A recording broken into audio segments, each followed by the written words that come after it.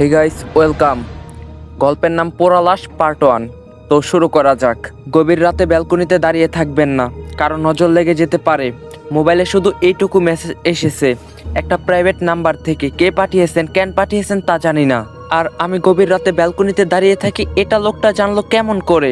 বিড়বিড় করতে করতে আবারও ব্যালকনিতে গিয়ে দাঁড়ালাম। কেমন একটা নিশ্চুপ পরিবেশ, কিন্তু মুহূর্তের মধ্যে পরিবেশটা উতাল হয়ে উঠল। বাজারের মন্দির দিক থেকে একটা গরুর ডাক আওয়াজ আসছে, যেন গরুটিকে কেউ পিটিয়ে পিটিয়ে হত্যা করছে। ভয়ে আমার গলা শুকিয়ে কাঠ হয়ে গেল। সামনের দিকে ঝুঁকে রাস্তার দিকে তাকাতেই দেখি আমাদের বিল্ডিং এর সামনে একটা মহিলা দাঁড়িয়ে, তার হাত ধরে আরেকটা ছোট্ট বাচ্চা। মহিলার চুলগুলো মুখের উপর দিয়ে সামনে ছড়ানো। পাশের বাড়ির গেটের দিকে তাকাতেই দেখি একই চিত্র।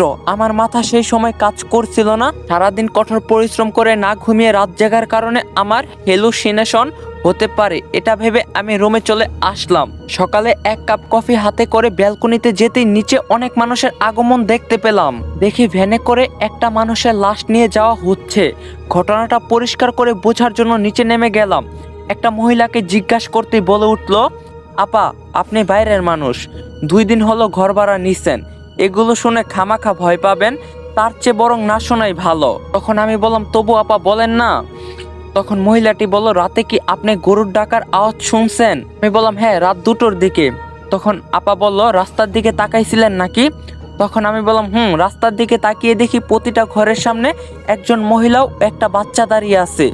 তখন আপা বলল, বলেন কি, আপনার তো দেখি খুব সাহস, আর খবরদার দাঁড়াবেন না ওখানে। তখন আমি বললাম, এই লাশের সাথে এগুলোর সম্পর্ক কি সেটা তো বলবেন। তখন আপা বলতে শুরু করলো, প্রতি অমাবস্যার রাতে এই মন্দিরটার দিক গরু ডাকার আওয়াজ আসে। আর পরের দিন সকালে মন্দিরের বটগাছের তলাতে একটা লাশ পাওয়া যায়। একটা নগ্ন পোড়ানো লাশ ওখানে পড়ে থাকতে দেখা যায়, কিন্তু কোনো ছাই বা কিছুই দেখতে পাওয়া যায় না। আজ 2 বছর হলো মন্দিরটাতে এভাবে লাশ পাওয়া যায়।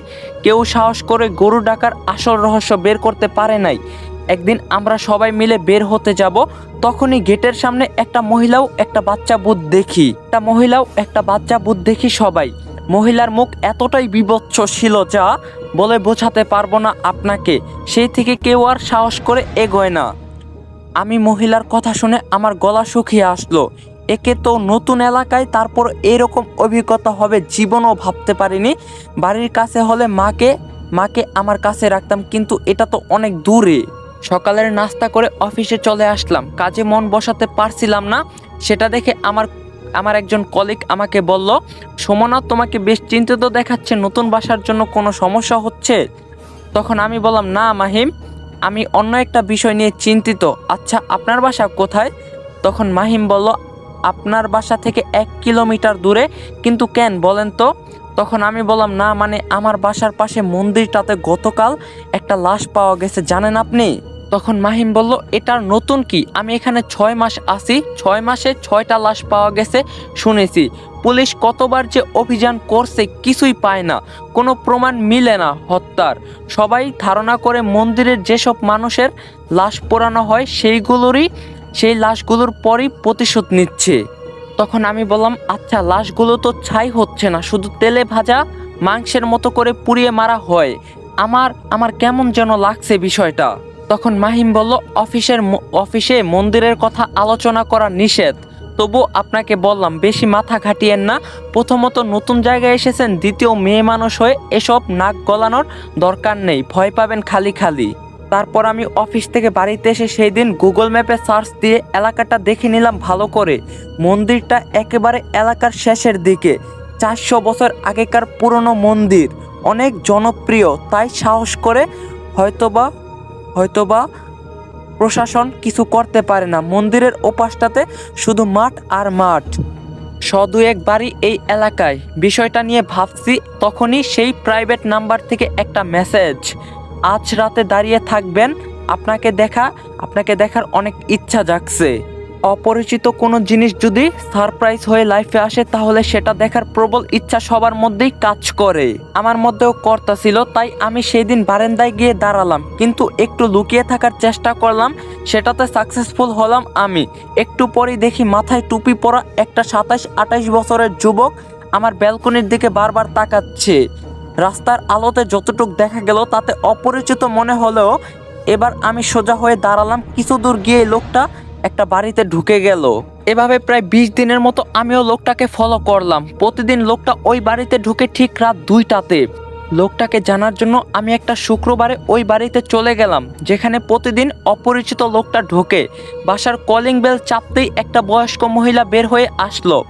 তখন আমি বললাম, আসসালামু আলাইকুম আন্টি। তখন আন্টি সালামের উত্তর দিল, ওয়ালাইকুম আসসালাম, মা তুমি কে?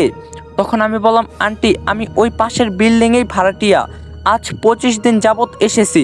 তখন আন্টি বলল, আমার কাছে কিছু দরকার। তখন আমি বললাম, আন্টি মানে আপনার কি 27-28 বছর বয়সী কোনো ছেলে আছে? তখন আন্টি বলল, কেন মা? তখন আমি বললাম, না মানে একটু জানতে চাচ্ছিলাম, প্রতিদিন আমি ব্যালকনিতে দাঁড়িয়ে থাকি, তাকে এই বাড়িতেই ঢুকতে দেখি, তাই জানতে চাচ্ছিলাম। তখন আন্টি বলল, তুমি নিশ্চিত যে সে এই বাড়িতেই ঢোকে? তখন আমি বললাম, হ্যাঁ আন্টি আমি নিজের চোখে দেখছি। তখন আন্টি বলল, কিন্তু মা আমার ছেলে তো আরো 7 মাস আগেই মারা গিয়েছে, আমি এই বাড়িতে একা থাকি। তখন আমি বললাম, কি তাহলে আমি কাকে এই বাড়িতে ঢুকতে দেখি? আমাকে মেসেজ দেয় কে? তখন আন্টি বলল, তা তো জানি না মা, তোমার কোথাও ভুল হচ্ছে। তখন আমি নতুন একটা জায়গায় এসে এভাবে একের পর এক ধাক্কা খাবো তা জীবনও ভাবতে পারিনি। নিজেকে সামলে নিয়ে আন্টির থেকে বিদায় নিয়ে চলে আসলাম। বাসায় এসে মাহিমকে ফোন করে আমার বাসায় আসতে বললাম। তখন মাহিম বলল, কি হয়েছে সুমনা? তখন আমি মাহিমকে সব খুলে বললাম। সে আমাকে রাগ করলো, আমি এই বিষয়ে মাথা ঘামাচ্ছি, তাই নাকি আমার সাথে এমনটা হচ্ছে।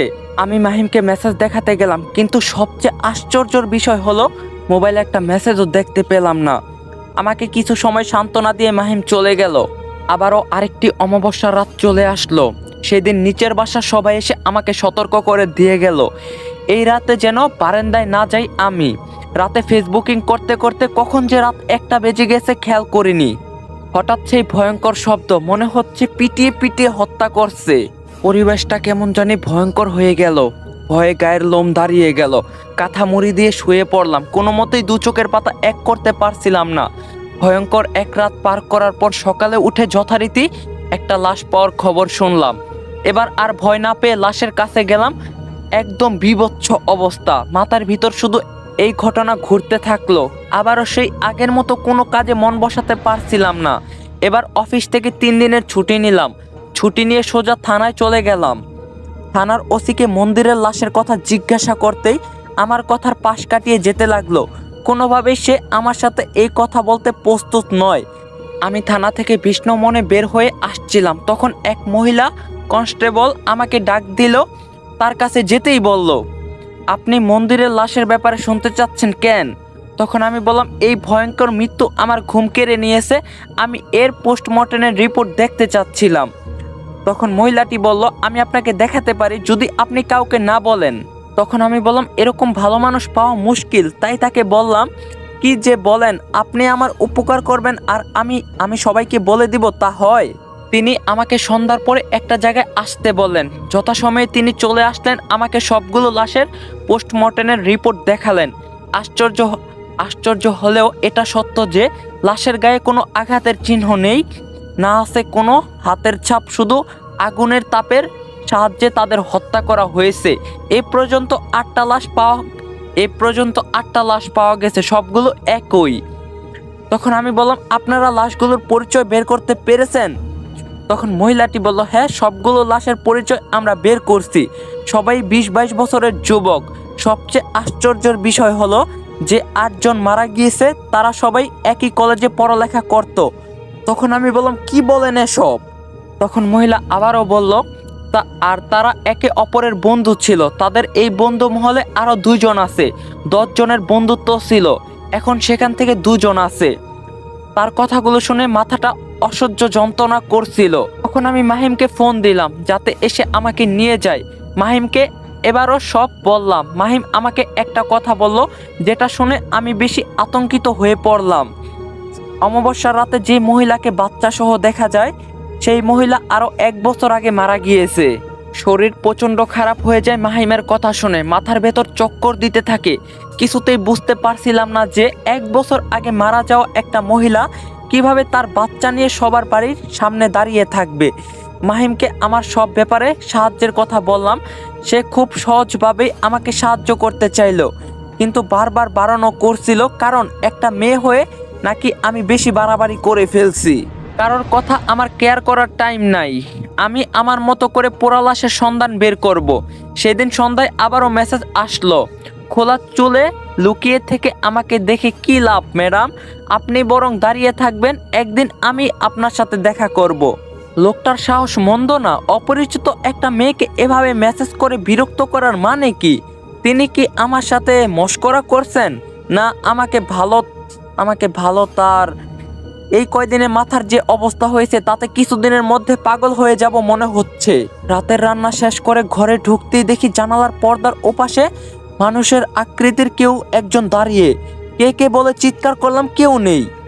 এগিয়ে যাওয়ার মতো সাহস পাচ্ছিলাম না। এক পা এগোতেই কারেন্ট চলে গেল, আর জানালার ওদিক থেকে কেউ একজন ফিসফিসিয়ে বলছে, মৃত্যুর স্বাদ পেতে চাস সুমনা? পোড়া লাশের পিছনে ছুটছিস কেন? বলার ভঙ্গিটা এতটাই ভয়ঙ্কর ছিল যে আমি সেন্সলেস হয়ে যাই। জ্ঞান ফিরতে দেখি আমি মেঝেতে পড়ে আছি। পুরো রুমে ছাই আর ছাই, কিন্তু এই ছাই আসবে কোথা থেকে? আমি রুমে গ্যাসে রান্না করি। তখনই আমি মাহিমকে ফোন দিলাম। বেচারা এত রাতে আমার ফোন পেয়ে ভয়কে যায়। আমাকে আয়াতুল কুরসি পড়তে বলে। সেই দিনের মতো রাতটা পার করি। সকালে বাড়িওয়ালা চাচাকে সব বলি। তিনি আমাকে এসব বিষয়ে ঘাটাঘাটি করতে নিষেধ করেন।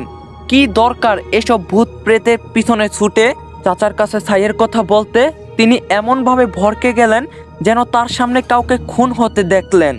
ছাইগুলো কি এখন আছে তোমার রুমে? তখন আমি বললাম, না চাচা, ফেলে দিয়েছি। তখন চাচা বলল, মা, তোমার কপালে কষ্ট আছে, দেখতাছি। এর আগে আমাদের গ্রামে 2টা ছেলে এসব নিয়ে মাথা ঘামিয়েছিল। 2টাই 8 মাস আগ থেকে নিখোঁজ। তাদের সাথে কি হয়েছে আল্লাহ জানে। ছেলে দুইটার ডেড বডিও পাওয়া যায় নাই। তুমি সাবধানে থাইকো। গাইস, যদি পোড়া লাশের পার্ট 2 লাগে অবশ্যই কমেন্টে বলবেন। আর গল্পটা কেমন লাগছে ভিডিওতে একটা লাইক দিবেন। দেখা হইব পোড়া লাশের পার্ট 2-তে। ভালো থাকো, সুস্থ থাকো, আল্লাহ হাফেজ।